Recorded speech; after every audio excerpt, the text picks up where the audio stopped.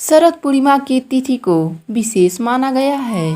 इस दिन चंद्रमा 16 कलाओं में पूर्ण होता है। पौराणिक मान्यताओं के अनुसार शरद पूर्णिमा को ही भगवान श्री कृष्ण ने महारास रचाया था। ऐसी धार्मिक धारणा है कि शरद पूर्णिमा की रात्रि में चंद्रमा के किरणों से अमृत की बूंदें पृथ्वी पर गिरती है। शरद पूर्णिमा की रात्रि में खीर बनाकर रखने की भी परंपरा है। पूर्णिमा की रात्रि को चांदनी रात भी कहा जाता है। इस दिन चंद्रमा देखने में बहुत ही सुंदर लगता है। शरद पूर्णिमा का व्रत विशेष माना गया है। ऐसी मान्यता है कि शरद पूर्णिमा का व्रत रखने से रोग से मुक्ति मिलती है। जो लोग गंभीर रोग से पीड़ित हैं, जिनके आँखों में किसी प्रकार का परेशानी है या किसी को आर्थिक समस्या है, तो उनके लिए शरद पूर्णिमा का व्रत रखना विशेष फलदायी माना गया है। विशेष बात यह है कि शरद पूर्णिमा को शाम के समय खीर बना के चांद की रोशनी में रखा जाता है। अगले दिन यह खीर अमृत बन जाती है। प्रसाद के रूप में सब इसे खाते हैं। इस व्रत से संतान की लंबी आयु और घर में सुख समृद्धि बना रहता है।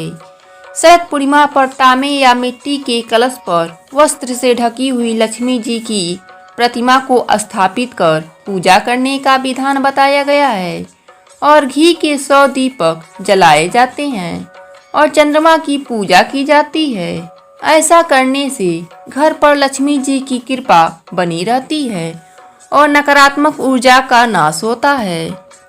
पंचांग के अनुसार 2021 में 19 अक्टूबर दिन मंगलवार को शरद पूर्णिमा का तिथि है। शरद पूर्णिमा को कौमुदी व्रत, कोजागरी पूर्णिमा और रास पूर्णिमा के नाम से भी जाना जाता है। शरद पूर्णिमा के पौराणिक कथा के अनुसार एक गांव में एक साहूकार रहता था। उसकी 2 पुत्रियां थीं। दोनों पुत्रियां पूर्णिमा का व्रत रखती थीं। बड़ी पुत्री पूरा व्रत करती थी और छोटी पुत्री अधूरा व्रत करती थी। हुआ यह कि छोटी पुत्री की संतान पैदा होते ही मर जाती थी। उसने पंडितों से इसका कारण पूछा तो उन्होंने बताया कि तुम पूर्णिमा का अधूरा व्रत करती हो, जिसके कारण तुम्हारी संतान पैदा होते ही मर जाती है। पूर्णिमा को पूरे विधि विधान से पूजा करो तो तुम्हारी संतान जीवित रह सकती है।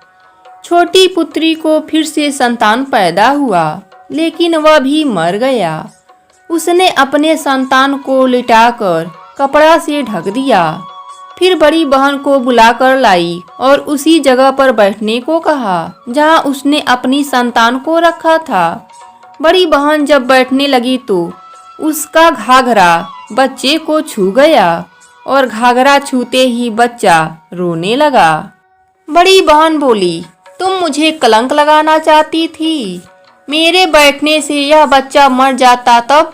छोटी बोली, बहन यह तो पहले से ही मरा हुआ था। तेरे भाग्य से यह जीवित हो गया। तेरे पुण्य से ही यह जीवित हुआ है। इस घटना के बाद से वह हर वर्ष शरद पूर्णिमा का व्रत करने लगी।